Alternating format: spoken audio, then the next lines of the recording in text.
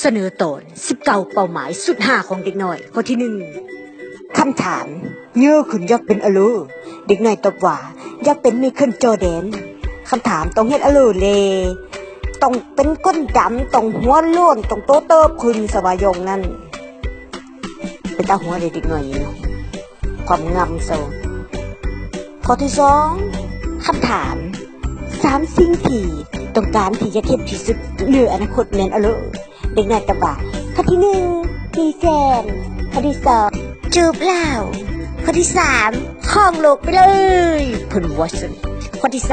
3อยากเป็นคนที่ว่าอยู่ล่าอยู่เพื่อนล่าเบ็ดเลยสบายยงนั้น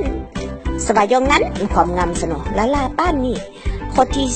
4สว่าตอนนี้อายุ7ปีแล้วความฝันก็คืออยากอายุ8ปีบายงนั้นอันความฝันของเราล่าป้านนั่นความฝันอันยิ่งใหญ่ข้อที่5ความงามความฝันอยากเป็นคือแม่ซ้อน่ะกวาดเดินหิมะว่าซั่นเด้แต่เงินเนาะตาม6แต้มมันตามเบิ่งเซาความงามเซาประมาณนั้นข้อที่6บัดนี้เมื่อกันเติบขึ้นกันอยากเป็นโตมาสว่าป้าความฝันสเลอละป้านี่อยากเป็นโตมาว่าซั่นเด้ตายข้อที่7เมื่อหลานเติบขึ้นหลานอยากเป็นลูกค้าเนื้อห่างแห่งหนึ่งเพื่อซื้อผักกาดดอกซื้อมักเล่นซื้อมักแครอทไปเอ็ดแกงอยู่กับเฮือนกินลาๆนะความฝันเสาข้อที่8บัดนี้การเสิร์ฟเติบขึ้นสิบ่แต่งงานนี่ล่ะชีวิตฮู้ไว้ว่าซั่นปะโทบ่เอาแต่บ่ข้อที่9หลังจากเรียนจบมัธยมจะเฮ็ดหยังคำตอบคือเขาจะตายเขียนคำว่าตายตัวเติบซะเนาะข้อที่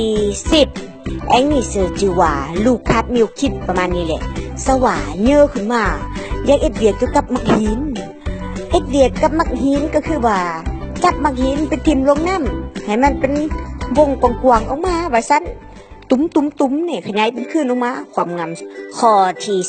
11เมื่อล้านเติบขึ้นล้านอยากมีหมวกและล้านจะใส่หมวกนั่นปตโทความฝันโซ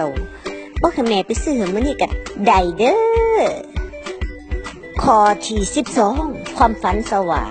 จักมื้อนึงกันต้องเป็นมันฝรั่งปัดโทไปฝันอยากเป็นมันฝรั่งบ่ยากติคั่นซะน่ะกินหลายๆอ้วนๆเบ่งๆคือมักฝรั่งเนาะข้อที่13คำถามก็คือว่าล้านเจ็ดอะเลยตอนอายุ100ปีคำตอบก็คือล้านสิพังลงศพออกมาว่าซั่นปัดโทเพิ่นฮู้อีกว่าจิบ่อยู่ฮอด100ปีข้อที่14ล้านจิค้นเครื่องขึ้นรถบรรทุก10ล้อแล้วก็จะสวมสุดเสื้อสุดนินตาเต่าจับดาบแกงผู้บาปปัดโทความฝันของเพิ่นข้อที่15คันว่าล้านเติบขึ้นล้านสิเป็นไอ้แมงมุมดำว่าซั่นเด้กระโดดบินไปทั่วว่าซั่นปัดโทความฝันข้อที่16จักมื้อจักวันหนึ่งหลานจะกินอาหารให้หลายๆจนตัวระเบิดหรือว่าภาษาบ้านเฮาเอิ้นว่ากินจนไส้แตกกระเพาะ